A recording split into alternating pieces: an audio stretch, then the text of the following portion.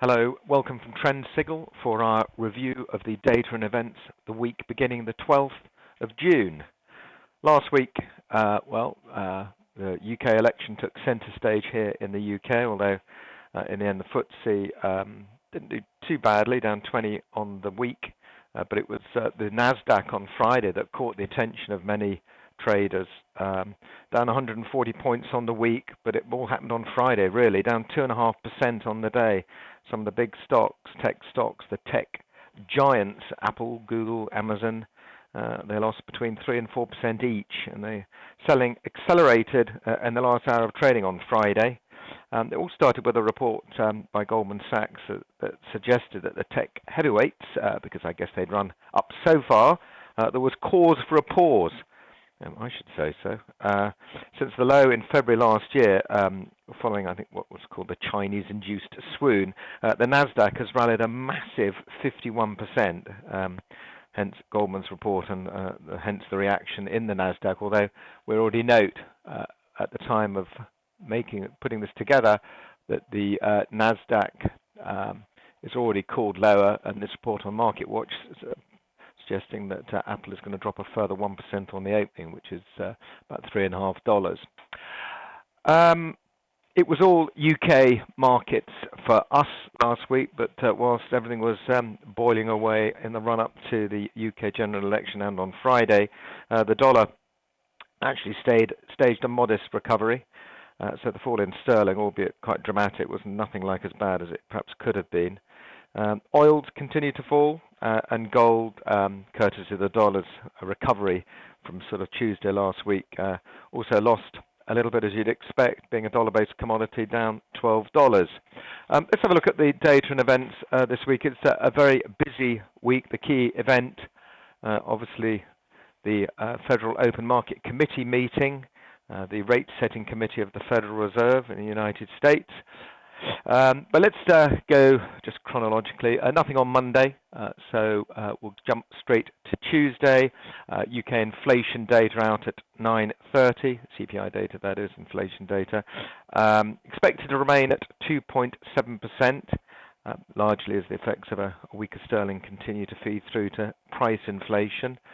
I think a stronger number than that would almost undoubtedly hurt bonds and equities, but actually, ironically, probably wouldn't help sterling much.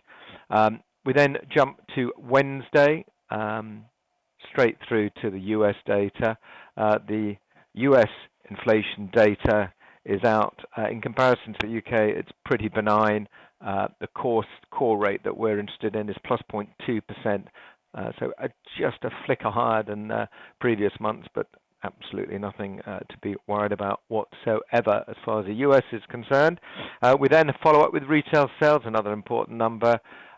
It's the core number we're interested in. A slight dip from last month from 0.3 to 0.2, but still within okay bounds, as it were. We then have the weekly oil inventories released by the Energy Information Administration. The data last week, we're expecting a reduction in stocks by about 3.2 million barrels. Came in as an increase of 3.2 million barrels, something like that. And we're expecting another increase in stocks this week again. So the oil market is definitely not reacting, or still not reacting the way OPEC would like. And then the main event of the week, this meeting by the Federal Reserve's rate-setting committee, the FOMC. It's a two-day meeting starting on Tuesday, culminating on Wednesday, 7 o'clock. That's when we get the announcement. There's near absolute consensus that the Fed will raise rates from the 75 to 100 basis point range to 125 basis point range, so a quarter point increase in rates. It isn't the actual release of the Fed funds rate. It's actually the press conference afterwards at 7:30 that will attract the most attention, and of most interest is what about future rate rise? And so the FOMC and Janet Yellen in particular, that'll be the talking point at 7:30 as to what clues she gives to future rate rises.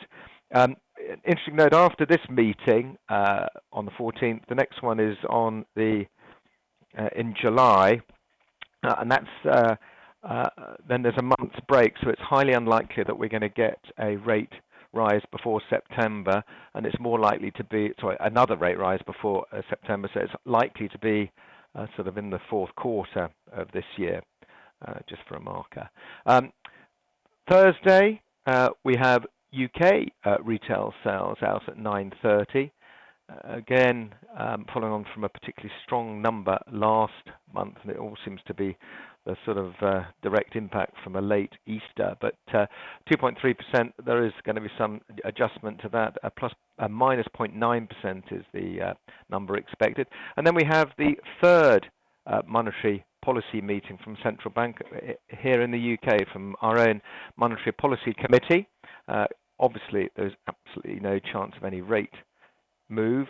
If anything, the probability is that rates are going to stay lower and for longer following the election result in the hung Parliament.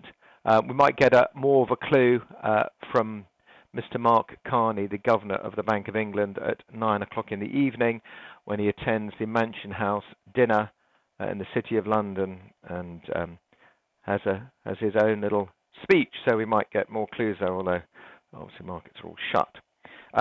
Friday, really the only thing to focus on there overnight is the fourth central bank monthly policy meeting by the Bank of Japan. And again, no change in rates expected there. The Japanese have got a particular eye on their rather strong currency at the moment. The Japanese yen has been particularly firm over the last 3 weeks, so they will try and bite their lip about any prospect of any tightening there. That's it. Thank you very much for listening. Cheers. If you would like more information about trading the right way, Trend Signal is giving you the opportunity to see and hear about its services live at a free online seminar. Take a look at the Trend Signal website for the latest events and to book your free place.